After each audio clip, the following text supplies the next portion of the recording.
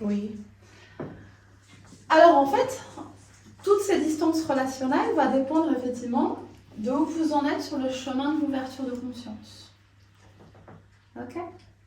Qu'est-ce que je vous ai dit tout à l'heure? Je vous ai dit qu'en fait, l'être humain, il s'incarnait avec pour mission de développer son champ de conscience, de développer ses perceptions. Ok? Je peux même aller un petit peu plus loin sans que ça vous choque. C'est-à-dire qu'en fait, nous sommes une conscience individuelle qui est au service d'une conscience beaucoup plus universelle, qui est au niveau cosmique. Et en fait, il y a une boucle de rétroaction. C'est-à-dire que cette conscience universelle, elle est toujours en expansion et elle gagne de la compréhension et de la conscience à travers nous et notre conscience individuelle. Et en fonction des ressentis que l'on a et des prises de conscience qu'on a, on lui renvoie cette information. Et c'est comme ça que l'univers peut continuer à grandir. Ok? Et donc en fait, notre rôle, c'est ça. C'est d'être une conscience individuelle qui grandit, qui grandit, qui grandit, pour nourrir la conscience cosmique. Ok? Ce qui veut dire qu'en fait, on a un chemin tout tracé pour notre conscience. C'est-à-dire que la conscience, elle a commencé par traverser les siècles. Ok? Et ça, elle le fait à notre niveau, à travers notre lignée. D'accord? Vous voyez ce que c'est la lignée, hein, la lignée familiale. L'être humain, en fait, il a traversé les siècles à travers de lignées et il fait partie du tout. C'est-à-dire qu'en fait, il est un être humain, il fait partie de l'humanité. Ok? Et donc, en fait, il expérimente la vie. Hein. Donc là, on va passer au stade un peu plus encore individuel. C'est-à-dire qu'en fait, il va essayer de devenir co-créateur, c'est ce que je vous ai expliqué aujourd'hui. Et il va essayer d'exister en tant qu'individu propre. Hein. C'est-à-dire qu'il va avoir au départ une personnalité et un petit ego. Ça va? Il est avec ça. C'est avec ça qu'on se débrouille. Donc ça, c'est ce qu'on connaît d'un inconnu, parce qu'on est tous ficelés pareil. Bah ouais. Hein. C'est ce qu'on connaît d'une connaissance aussi, tout ça. On sait tous que la personne, elle a traversé les siècles à travers sa lignée, que c'est un être humain, voilà, qu'elle a une possible... soit elle est en mode de co-création, soit elle est en mode de survie. Voilà. Et on sait que cette personne, elle a une personnalité, un petit ego, et puis peut-être que c'est une personne souveraine, je trouve, voilà, c'est comme ça qu'on connaît une simple connaissance. Okay. Bah, quelque part, un copain, on le connaît à peu près de la même manière aussi. Sauf que le copain, il va peut-être nous raconter un peu plus son histoire de famille. Il va peut-être nous raconter un peu plus dans quelle communauté il évolue, puisqu'on s'est sûrement croisés dans la même communauté. Alors quand je dis communauté, c'est au sens large, c'est-à-dire qu'il y a la communauté des Français. Voilà, en France, il y a une communauté de Français, et cette communauté, on la retrouve au Luxembourg, on la retrouve un peu partout. Pareil pour les Luxembourgeois, pareil pour... Voilà. Mais dans la communauté des Luxembourgeois, il y a une communauté qui aime le sport. Bon, alors les sportifs qui vont se retrouver, puis ils vont avoir une communauté qui aime le tennis ou qui aime un sport particulier, et donc ils vont le foot, hein, ils vont se retrouver le dimanche, etc. Et c'est comme ça qu'il va y avoir des copains qui vont se mettre en place, et puis voilà, c'est à travers la communauté. Okay. Donc, tout le monde expérimente la vie, hein, donc chacun a une histoire personnelle. Donc ça, quand on a des copains, on peut avoir une petite idée de leur histoire personnelle. Hein. On peut dire, voilà, tu travailles, tu as des enfants, etc. Et puis, tout le monde existe en tant qu'individu, c'est-à-dire que tout le monde a une identité. Tout le monde a une identité, ça l'est tellement bien qu'on a tous une carte d'identité, un numéro de sécu, etc., qui fait partie de notre identité. On a tous notre façade, hein, notre personnalité, et puis on sait nous identifier. Voilà. Donc ça, en fait, on est encore dans ce stade superficiel, hein, jusqu'au stade des copains, voire des amis avec un petit A. Okay. C'est pour ça que tant qu'on évolue dans cette dimension-là, on est sur des valeurs qui sont extrêmement superficielles. Et donc, en fait, c'est ce qui est choquant aussi avec le racisme. Hein, parce qu'avec le racisme, voilà ce qu'on connaît globalement de la personne. Okay. Et on se permet quand même de le juger, et de le répudier, et de le dénigrer, alors qu'en fait, on ne sait absolument rien de cette personne. Et quand on juge à la va-vite quelqu'un, on est aussi dans ce bazar-là. On est dans quelque chose de très superficiel. Okay. Ce qui devient intéressant, c'est pour justement comment on fait pour passer au stade de la profondeur et de faire rentrer à l'intérieur de soi, de son cercle, des personnes qui ont de plus en plus de valeurs similaires à nous. eh ben, il n'y a pas tellement d'autres solutions. C'est que si vous voulez pouvoir percevoir ce qu'il y a à l'intérieur d'un individu, vous devez déjà avoir perçu ce qu'il y a à l'intérieur de vous-même. Parce que notre cerveau, qui est un décodeur de fréquences, ne peut évidemment décoder que des fréquences qu'il a déjà comprises. Sinon, il les voit pas, il les sent pas, il les entend pas. D'accord?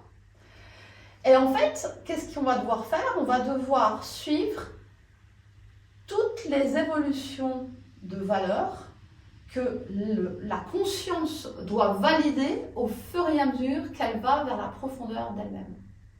Je recommence. On part d'un certain niveau qui est très commun, qui est très superficiel, okay, et on va devoir augmenter son champ de conscience. Quand on dit augmenter son champ de conscience, ça veut dire aller de plus en plus en profondeur à l'intérieur de soi. C'est comme si on avait un ascenseur. Okay, et à chaque étage, on doit décoder une valeur. D'accord? Ce qui veut dire que plus on va avoir un nombre de valeurs personnelles qu'on a appris à décoder à l'intérieur de soi, plus on va pouvoir les reconnaître chez l'autre. Et donc, plus on va pouvoir construire des relations profondes, harmonieuses et saines. D'accord? Et c'est pour ça que je vous disais que ça, c'est vraiment quelque chose qu'il faudrait apprendre à la maternelle, parce que parfois, il faut une grande partie de la vie pour pouvoir vraiment comprendre l'essence de chaque valeur, l'essence de chaque étage de l'immeuble. Okay? Alors, au début, en fait, pour la traversée des siècles, pour les histoires de famille, la conscience, elle a un besoin de continuité. Il faut qu'il y ait quelque chose qui puisse se prolonger. Okay? Donc, il va y avoir, j'ai mis la notion de sécurité, mais là, c'est la notion de sécurité dans le groupe, pour la lignée, dans la famille, dans la communauté. Hein. Donc voilà, il y a cette notion de sécurité qui est présente, mais c'est une sécurité, je me sens en sécurité parce qu'il y a un groupe autour de moi et je suis bien intégrée. Okay? Ça, c'est le niveau de conscience le plus immature. Le niveau de conscience le plus mature, c'est que je n'ai plus besoin du groupe, je suis en sécurité entre moi et moi-même. Là, vous passez partout. Là, vous êtes obligé d'aller chercher des clans, et puis d'aller chercher de l'appartenance, et d'aller chercher de la reconnaissance, etc. Hein, c'est ce qu'on appelle l'immaturité émotionnelle. Tout ça là. Okay? Donc, en fait, on va avoir besoin d'aller retourner, triturer dans tous les sens la valeur tradition et la valeur conformité. Et c'est là qu'on va commencer à avoir des questionnements pour savoir comment on se situe par rapport aux rituels. Alors, il y a les rituels religieux, il y a les rituels de la famille. Hein, qui m'a pas dit ah ben moi je fais la tarte aux fraises de ma maman parce qu'elle était la meilleure, et puis qui va pas chercher d'autres. Ouais, c'est un rituel. C'est un rituel qui est entretenu par rapport à la lignée, à l'histoire de famille. Mais tout ce qui va vous relier à la tradition, tout ce qui va vous donner des croyances que ce qui vient de vos traditions, c'est inébranlable et c'est important, c'est la corde que vous avez autour du cou qui va vous faire sombrer quand tout le reste va se casser la figure. Parce que ça, conformité tradition, c'est vraiment être connecté à l'extérieur et surtout pas connecté à l'intérieur. Vous vous rendez compte que si vous ne respectez pas la conformité et la tradition, vous êtes un électron libre. Ça veut dire que vous êtes absolument ingouvernable. Et ça veut dire qu'on ne peut pas vous faire consommer n'importe quoi. C'est pas bien. D'accord? Donc vous avez tout intérêt à éplucher la valeur tradition et la valeur conformité en vous posant deux questions. La première, c'est, moi je suis super branchée dans mes rituels. J'ai besoin d'avoir ma routine du matin, j'ai besoin d'avoir ma routine du midi, j'ai besoin d'avoir ma routine du soir, parce que ça me permet de classer mon temps, etc. C'est quelque chose de mental, mais ça peut être intéressant pour la vie de tous les jours. Après, vous pouvez aussi vous poser la question, ok, j'ai mes routines, est-ce que je peux accepter de les lâcher de temps en temps? C'est-à-dire qu'elles ne vous tiennent pas comme ça par le cou Et vous ne disparaissez pas de l'existence si vous ne pouvez pas appliquer vos routines. Ça, c'est une autre étape. Après, la question, c'est, moi qui ai besoin de mes routines parce que ça me stabilise et ça m'équilibre, est-ce que je supporterais d'avoir comme super proche une personne qui n'a aucune routine et qui va débouler en plein milieu de ma routine du matin où je fais ma méditation en ouvrant la porte et disant « Oh, mes chaussettes !» Vous allez accepter ça comme super proche? Ça va être vachement compliqué. Ok? Ouais, mais ça veut dire qu'en fonction de ça, et en fonction de la conversation que vous allez avoir avec l'autre, et l'ouverture de conscience par rapport à cette valeur-là que vous allez proposer, que vous allez provoquer chez l'autre, vous allez ou pas pouvoir le faire avancer sur la priorité que vous lui donnez. Et c'est comme ça qu'on construit une relation de couple, qu'on fait passer la personne de l'inconnu au super proche. C'est en le faisant passer par le filtre de toutes ces valeurs pour savoir si au final, effectivement, on peut lui faire confiance pour nous maintenir, pour qu'on puisse toujours se sentir en sécurité seul avec nous-mêmes, malgré lui à côté. Ok? Donc ensuite, l'étape d'après, c'est la notion de fait partie du tout, hein, être humain, la communauté, ce que je vous disais. Et là, on a besoin de solidarité. Besoin de solidarité, ça passe par l'étude de deux valeurs qui sont la bienveillance et l'universalisme. Je vais revenir dessus rapidement après. La fameuse ligne rouge des relations superficielles et des relations profondes, c'est-à-dire que là, on va vraiment aller chercher des valeurs qui vont nous toucher au cœur. La tradition, la conformité, bon, encore ça. La bienveillance, l'universalisme, on aime bien quand même avoir des gens qui partagent la même bienveillance autour de nous, mais bon. Là, on expérimente la vie maintenant. Donc, on est dans notre histoire personnelle. Et là, on a deux options. Soit on s'ouvre au changement pour continuer à augmenter notre conscience, soit on refuse le changement et on s'assoit complètement dans notre histoire personnelle. Il n'y a rien qui change. Les valeurs, c'est la valeur autonomie. Alors, autonomie, on décide d'être de plus en plus autonome, de plus en plus indépendant, ou on décide de vivre en clan. Tous les clans familiaux sont en fait des réunions de personnes qui n'arrivent pas à passer dans la maturité émotionnelle. C'est des gens qui vont s'accrocher au groupe, qui vont s'accrocher à la forme, au détriment du contenu. Ils n'en ont rien à foutre de vos pensées, de vos croyances, de ce que vous aimez, de ce que vous n'aimez pas. Vous devez adhérer à l'esprit du groupe. Et on va nier votre histoire personnelle, on va lui couper les ailes parce que vous devez rentrer dans le moule. Et donc c'est là où vous passez soit dans la survie, soit dans la co-création. C'est pour ça qu'on parle de la séparation des mondes. Parce qu'effectivement, il y a un monde avec une humanité qui va continuer sous ces vibrations, sous ces énergies qui nous arrivent. Il y a une partie du monde qui va avoir son champ de conscience grandir, qui va avoir ses perceptions évoluer, qui va vraiment se réaliser en tant qu'humain. Et puis il y a une partie du monde qui ne pourra pas, parce qu'il y aura trop d'attaches, parce qu'il y aura trop de liens, il y aura trop de choses qui vont les enfermer. Et qu'est-ce qu'ils vont faire? Ils vont être dans la survie. Mais vraiment dans la survie. Là, les gens sont dans la survie parce qu'ils sont dans métro, boulot, dodo, ils n'arrivent pas à vibrer la vie, mais là, ça va aller dans la survie vraiment. Ok? Donc, je vous invite vraiment à vous ouvrir au changement. De toute façon, voilà, si vous êtes là dans ce questionnement, c'est que vous êtes déjà ouvert au changement. Mais à réfléchir sur la valeur autonomie, la valeur stimulation. Alors, stimulation, ce qui vous fait avancer, ce qui vous pousse. Et la notion d'hédonisme.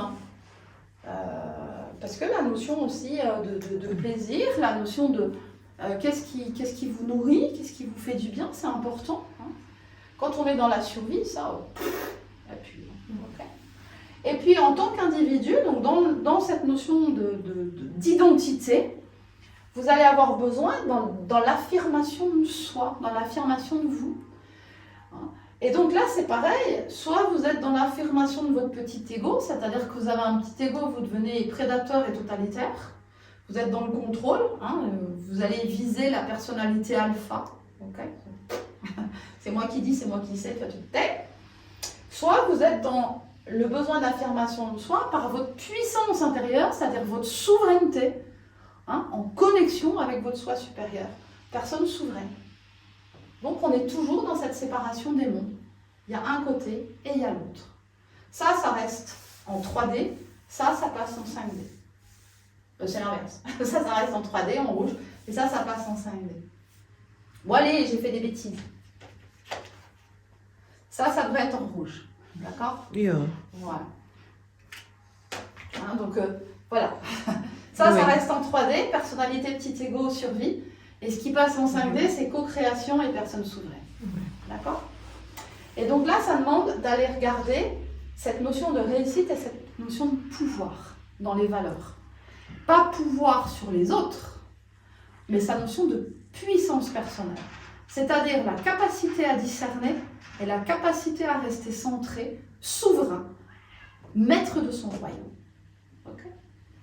Et donc on arrive à la notion de sécurité. Là, il n'y a plus de peur, c'est-à-dire qu'on sait que quoi qu'il arrive, partout où on sera guidé par notre petite voix et on a cette capacité à passer les événements, à en prendre conscience, à intégrer et à suivre d'autres routes. Et on n'est pas chahuté par le chaos qui nous environne. On est sur la voie de l'ascension. D'accord? Voilà ce que je voulais vous dire. Alors, il reste la notion de question, hein, c'est-à-dire que pour chaque valeur, là, il y a quelques questions et quelques directions de réflexion que vous pouvez vous poser. Si on fait le coaching complet, on en a pour 3 heures, donc on va s'épargner ça. Par contre, ce que je vais faire, c'est que je vais vous envoyer un PDF avec, vous allez voir, en fait, je vais vous montrer, je pense que je l'ai là. Voilà. Hein, donc, voilà. Donc là, vous avez la notion de valeur. Hein, donc, on est sur la valeur sécurité.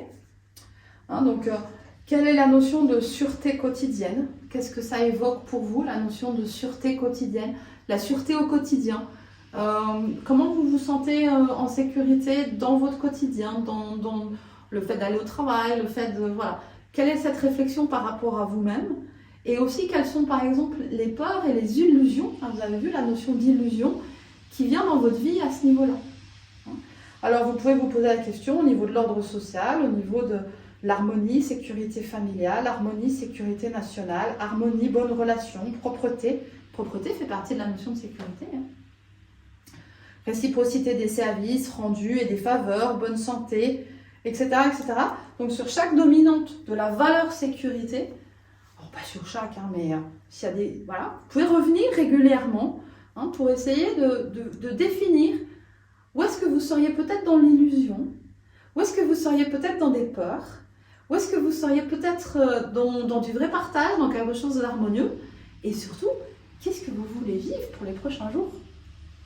Et puis, de quoi vous voulez remplir le reste de votre vie?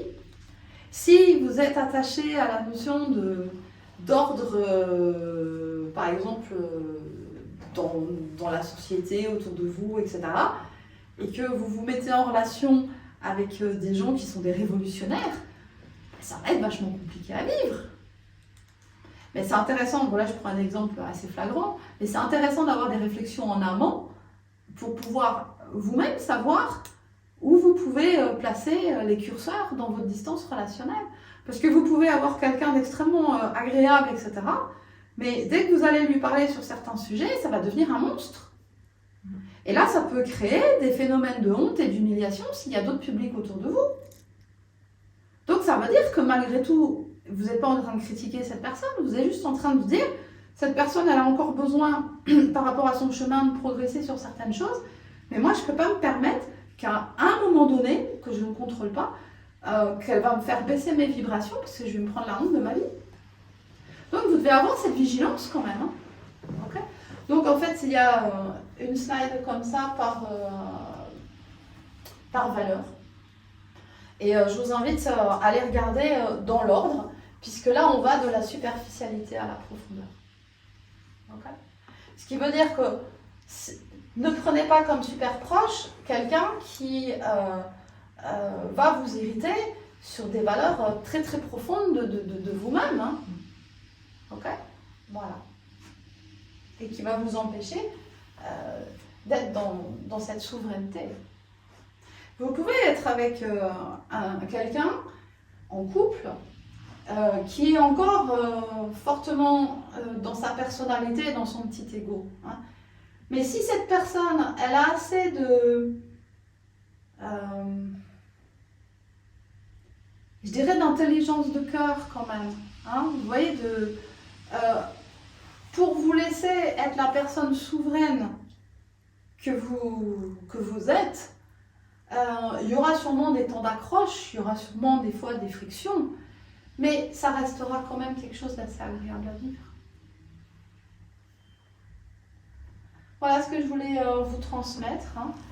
Et donc je pense qu'il y a en plus de ça, voilà, 2 points importants, qui est cette notion d'entité qui vous pique votre énergie. Hein. Ça, on est en plein dedans, il y en a dans tous les sens en ce moment. Et puis cette notion de séparation des mondes, choisissez votre camp. Hein. Parce que plus vous allez être dans la survie, dans le petit ego, plus ça va être dur, plus la vie va être difficile. On le voit, hein, beaucoup de gens perdent leur boulot, beaucoup de gens sont pressurisés par des directives complètement débiles dans les entreprises. Beaucoup de gens se séparent, il y a beaucoup de ruptures, il y a beaucoup de jeunes aussi sont déjà dans la co-création et dans la souveraineté. Et c'est pour ça qu'il y a beaucoup de jeunes, il ne faut plus leur parler de lycée ou de collège, hein, c'est fini. Hein, avoir un professeur ou même des petits, un instituteur qui les empêche de vivre leur souveraineté, ils explosent. Hein. Donc il y a de plus en plus de violence parce que ça malheureusement c'est pas encore compris, c'est pas encore accepté.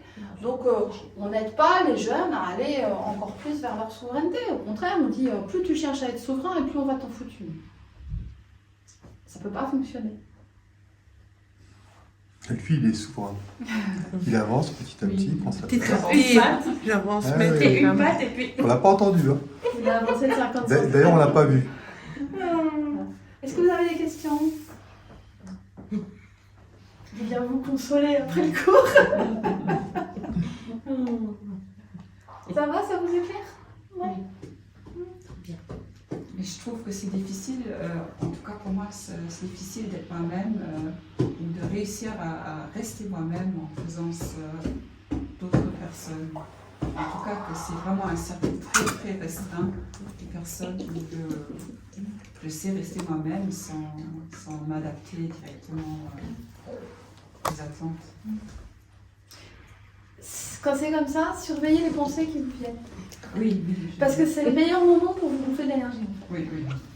Et donc c'est là qu'apparaissent les pensées ouais, mais qu'est-ce qu'ils vont dire? Ouais, mais qu'est-ce qu'ils vont faire? C'est pas des pensées qui vous appartiennent. Hein. C'est des pensées qui vous sont balancées pour vous déstabiliser, pour vous bouffer la laine sur le dos. Ouais, parce que rien que ce qui m'attend au niveau familial, en ce moment, je vais continuer ma direction, mais je sais que ça a explosé. Hein, ça... Et bon, c'est ça. Alors, attendez. Bienvenue à bord. Oui, je sais bien que beaucoup d'entre vous ont des soucis avec la famille. Hein. La famille, hein. On la place où on veut. Moi, c'est une vidange d'énergie en ce moment. On la place où on veut. La famille, vous la prenez, vous la placez chez les inconnus. Il n'y a pas de problème. Rien ne vous en empêche.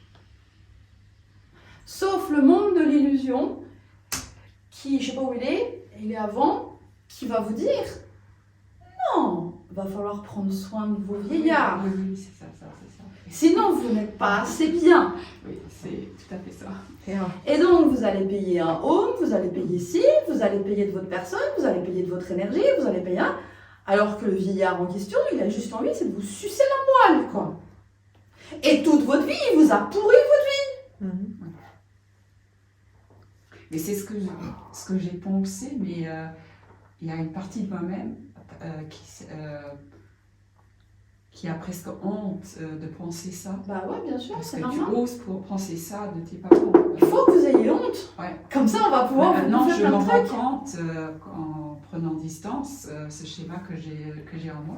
C'est ce que C'est pas vraiment difficile dans une société de rester chez soi. Je sais plus où c'est. Et je vous ai dit à un moment donné, c'est difficile Ouais. parce que la société vous pousse Oui, absolument. à vivre là-dedans parce que c'est la subsistance économique de la société. C'est ça. C'est pas autre chose. La seule chose qu'on vous demande, c'est d'être dans les lois de l'un. Ne pas faire de mal, donc ne pas nuire. Mm. Ne pas manquer de respect, donc être dans le respect. Vous pouvez être dans la compréhension, mais personne dans la loi de l'un vous demande de vous sacrifier. Parce que dans la loi de l'un, c'est un sacrilège. Mm. Pardon. Ah ouais, mais là c'est le chat, le chien, toute la ménagerie. Un de mes chiens, il fait ça, quoi. Ouais. Et donc en fait, c'est ce que je vous explique. Tout ce qui va être ces attaches, ça, que ce soit la famille, que ce soit le travail, que ce soit le compte en banque, que ce soit les amis, que ce soit tout, le médecin, les compléments alimentaires, tout ce qui va vous attacher va vous empêcher d'aller chercher votre souveraineté et va vous faire sombrer. Donc là, c'est le temps de prendre la faucille et de dézinguer tous les liens. Il faut dézinguer. Tout ce qui vous fait vibrer bas doit partir. Partir ne veut pas dire couper les ponts. Hein. Partir veut dire mettre de la distance. C'est pas la même chose. Et la distance relationnelle, c'est de la distance émotionnelle. C'est-à-dire que je te reconnais pour qui tu es, je te dois le respect, comme à toute autre personne, mais j'irai pas plus loin. Je m'assure que tu es en sécurité. Une personne âgée qui ne peut pas faire ses courses, c'est clair qu'on ne va pas la laisser mourir de faim, c'est une évidence. Maintenant, on va être factuel. C'est-à-dire que vous allez faire les courses, vous allez lui dire un mot gentil, et puis vous rentrez chez vous. Point barre. Vous n'abordez aucun sujet, vous ne rentrez pas dans l'intimité, vous n'exprimez pas vos ressentis, ça ne regarde personne, c'est un inconnu. Et si on cherche à vous pousser, parce que les gens évidemment ils vont chercher à lui prendre aussi de l'énergie, c'est non. Ah mais j'ai rien à dire. Ah mais j'ai pas le temps, hein. Vous faites ce qu'il faut, mais pas plus. Ok. D'autres questions? Ça a l'air trop le sourire. Oui, ça va. Et ben voilà.